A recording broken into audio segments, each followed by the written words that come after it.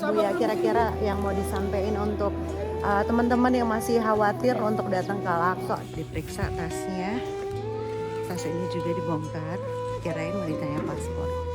Ternyata dong. Ya, di sini tempat di mana Rasulullah Karim naik surga. Salah Bapak Ibu. Ini adalah mihrab Nabi Muhammad. Kamu yang sempurnakan semua kisahku tentang cinta yang bahagia. Assalamualaikum warahmatullahi wabarakatuh. Welcome back to The Romeo's YouTube channel. Akhirnya kita sampai juga di episode terakhir di Al-Aqsa Journey 2024. Mudah-mudahan video kita yang sebelum-sebelumnya kalian bisa tonton ngurut semuanya biar bisa dapat tips, bisa dapat bayangan seperti apa di sana gitu ya, do and don't-nya seperti apa. Dan ini adalah episode terakhir di mana perjalanan kita sudah menuju tanah air. Tapi sebelum kita meninggalkan Al-Aqsa ya Beb ya, dengan penuh berat hati, dan Baby sampai nggak mau meninggalkan Al-Aqsa kayak, aduh kapan lagi bisa kesini. Gimana Beb? Ya udah nikmat ya ibadah di situ, terus kenyang jalan-jalan muter-muterin Al-Aqsa. Hari terakhir kan kita jalan-jalan di situ keliling Al-Aqsa, ya udah jadinya berat lah pasti ninggalin. Karena kebiasaan kita rutin jalan bolak-balik ke Al-Aqsa itu silang. apa yang ngangenin banget gitu loh, kayak setiap hari itu kita pengen bolak-balik terus ke Al-Aqsa, karena Al-Aqsa tuh bener-bener Masya Allah damai banget di dalamnya. Kita tuh cuma ngelihat ke langit, ngelihat burung-burung, ngelihat orang lalu lalang baca Quran, lalu lalang ibadah gitu ya. Itu pemandangan yang Masya Allah guys, ini nggak bisa diungkapin dengan kata-kata. Terus udah gitu perjalanan kita pulang, kita melewati dulu mampir ke mata air ini ya, mata airnya Nabi Musa. Terus kita juga ngelihat ada tumbuhan apa tuh namanya yang tempat orang Yahudi ngumpet, gorkot. Ini dia banyak tanam yang kuning ini, yang bunganya kuning ini. Ya, kuning dan nasi putih. Ini pohon gorkot. Ini ada Pohon gorkot. Gorkot namanya apa? Gorkot. Gorkot. Gorkot. Susah ya ngomongnya. Tempat di akhir zaman orang Yahudi ngumpet di sini. Terus kita ke makam dan juga sholat di masjidnya Nabi Musa alaihi salam. Terus lagi-lagi pokoknya sejarah Nabi nggak pernah habis-habis di sana guys ya. Pokoknya negeri Syam itu Masya Allah banget. Di mana kita? Di makam Nabi Musa. Makam ya, dan juga masjid Nabi Musa Mosque.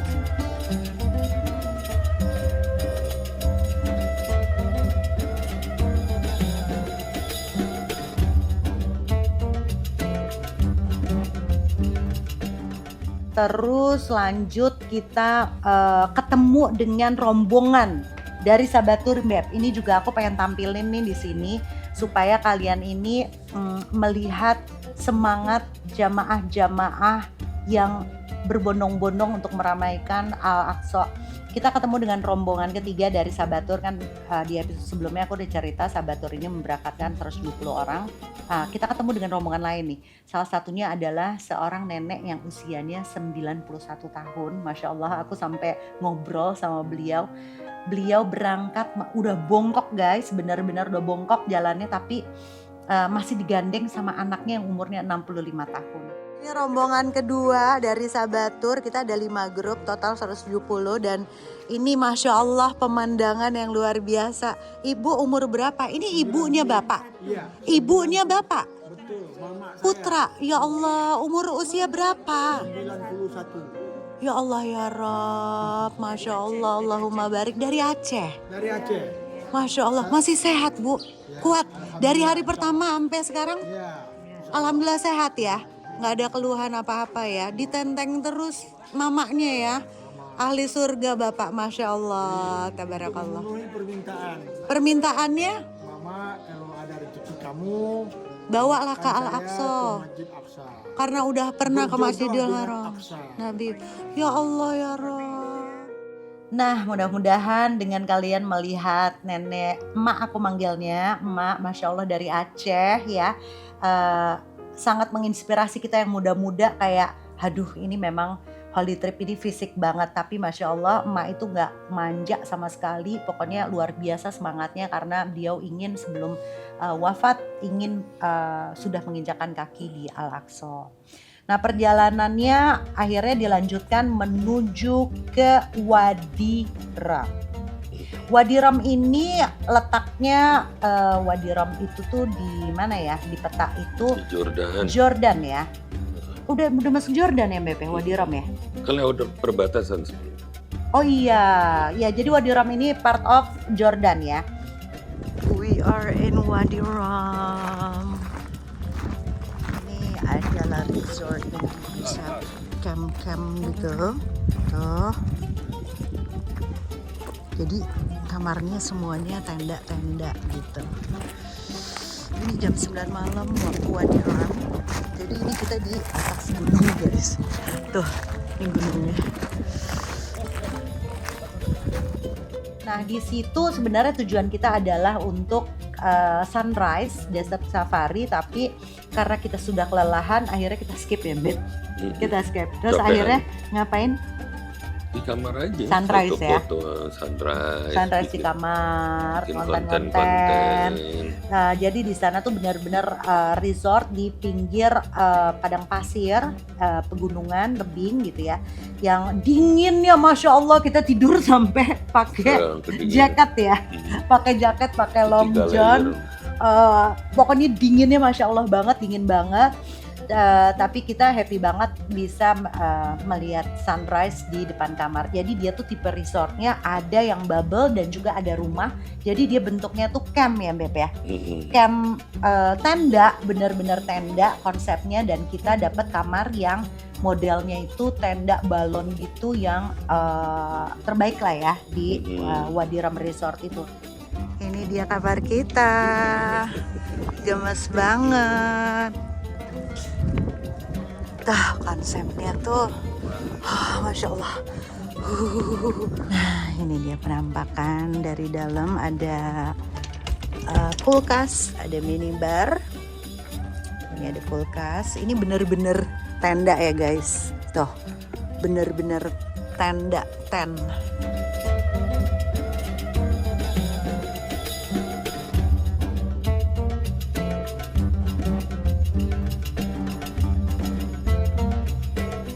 Dan disinilah dua pasang sejoli, Mas Doni dan juga Mbak Dina bertemu. Terus udah gitu akhirnya kita langsung beranjak menuju ke Petra. Petra. Gimana Beb cerita sekarang di Petra? Petra warnanya merah tuh. Ya seru lah, maksudnya di Jordan gitu. Terus kotanya juga bagus. Jalan masuk ke dalam Petra tuh 2 kilo. Nah itu kita jalan dari situ. Ya pemandangannya ya batu-batu ya, karena memang situ kan gunung-gunung batu. Sampai ujung baru ketemu tuh Jadi, bangunan utamanya. Luar biasanya Petra ini memang dia itu adalah lost city ya. Jadi dia tuh kota yang tertimbun berabad-abad, yang mana dulu itu kaum Nabatean itu atau Arab kuno ya BP disebutnya ya. Arab zaman dulu lah ya. Nabatean tuh Nah, tahun berapa? mereka itu dulu tinggal di situ memang udah diberikan gift oleh Allah untuk punya kepintaran. Salah satunya adalah mereka bisa mengukir batu-batuan tersebut dengan tangannya mereka sendiri. Terus mereka bisa membuat irigasi atau perairan dan juga sirkulasi semua dengan hebatnya. Mereka tuh orang-orang terpilih, jenius lah ya, yang diciptain sama Allah. Dan mereka tuh tertimbun karena ada gempa hebat. Jadi mereka baru ditemukan setelah puluhan abad, sampai akhirnya ditemukanlah yang sekarang kita lihat. Dan sempat juga masuk ke dalam 7 keajaiban dunia yang menggeser Candi Borobudur ya Beb ya. Iya. Nah terus di situ ada icon yang terkenal, itu adalah nanti ada videonya ketika kita pertama kali ngelihat The Treasury, atau bangunan yang famous banget lah kalau kalian lihat tuh bagian si istana Treasury itu dipercaya di dalamnya itu ada makam-makam kaum Nabatean yang raja-rajanya lah ada di situ ya, atau Katanya juga ada kisah yang menceritakan harta karun mereka ditaruh di situ ketika ada acara-acara gitu, mereka naruh hartanya di sana.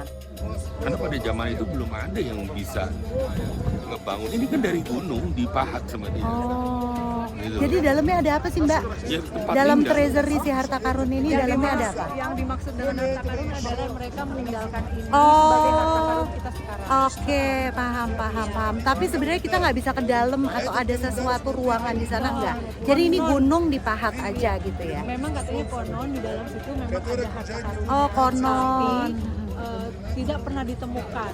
Orang sudah pernah masuk ke sana tapi tidak pernah ditemukan apa-apa. Jadi kemungkinan menurut mereka adalah ini adalah harta karun yang ditinggalkan untuk anak cucu. Oke. Bangunan. Dan di situ juga di belakangnya ada rumah-rumah atau kuburan-kuburan kaum-kaumnya mereka. Jadi sebenarnya banyak banget yang bisa dieksplor. Tapi kita mesti siapin banget jalan kaki ya. Jadi di sana itu dulunya hanya ada onta dan kuda yang bisa masuk. Tapi setelah tahun berapa gitu ya, tahun 2000-an akhirnya diperbolehkan ada mobil bagi ya Beb ya. Itu ngebantu kita Mobil banget untuk orang-orang yang udah tua, orang yang udah kelelahan.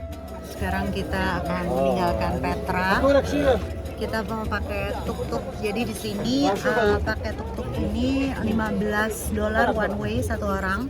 Kalau misalnya return itu 30 pulang pergi. Tapi aku saranin berangkatnya mendingan jalan kaki, pulangnya baru naik tuk-tuk atau naik bike. Karena itu jalannya aja one way 2 kilo, jadi pulang pergi itu bisa sampai 4 sampai dengan 5 kilo. Jadi lumayan melelahkan. Sepanjang jalan itu benar-benar cuma batu doang. Nah, apa sejarah Islam yang tertinggal di sana?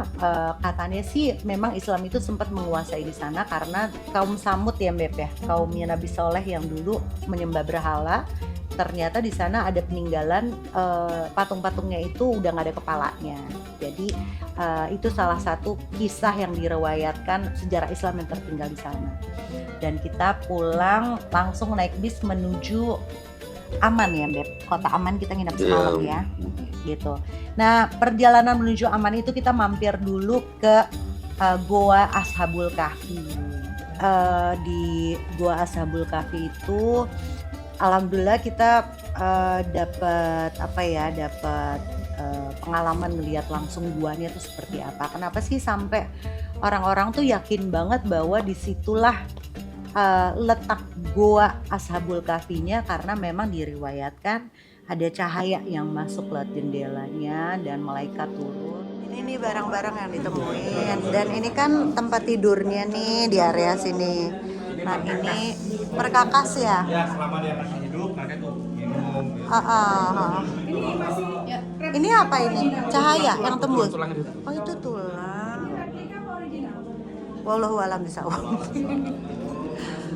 Ini tempat cahaya yang tembus. Ada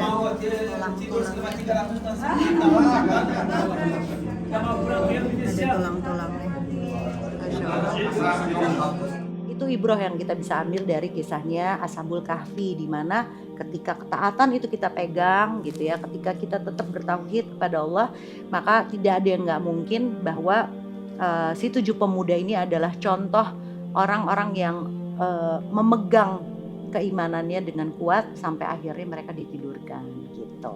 Nah habis dari situ setelah sholat, setelah kita ngelihat guanya, kita juga bisa sedekah untuk imam masjidnya di sana. Terus kita langsung bertolak ke Aman. Nah di Aman itu sebenarnya kita cuma transit sih, jadi cuma kayak berapa jam ya, kayak cuma 7 jam lah ya, kita nggak sampai semalam tidur karena kita langsung ke airport Aman menuju ke Kairo, habis Kairo langsung Indonesia. Nah di Aman itu di hotel kita berkesempatan ketemu dengan salah satu teman kita namanya Mas Eko Sulistyo. Beliau adalah relawan dari aksi kemanusiaan yang tinggalnya di Jordan gitu ya. Sebenarnya tinggalnya di Indonesia, tapi Mas Eko sekarang lagi ada di sana karena dia ngurusin camp-camp pengungsian orang-orang Palestina yang ada di sana, menyalurkan bantuan dan segala macam, dan beliau memberikan kita cenderamata gelang, yang gelangnya bendera Palestina yang tidak aku temukan selama aku ada di Yerusalem. Terus dia juga bawain salah satu lukisan Al-Aqsa gitu ya.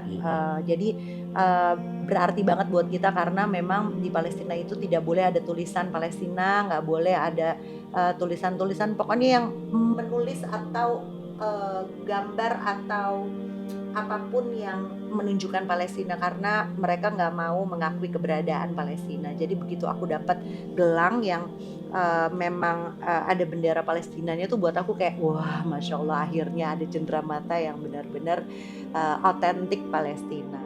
Alhamdulillah ini bertemu dengan mahasiswa Indonesia di Jordania.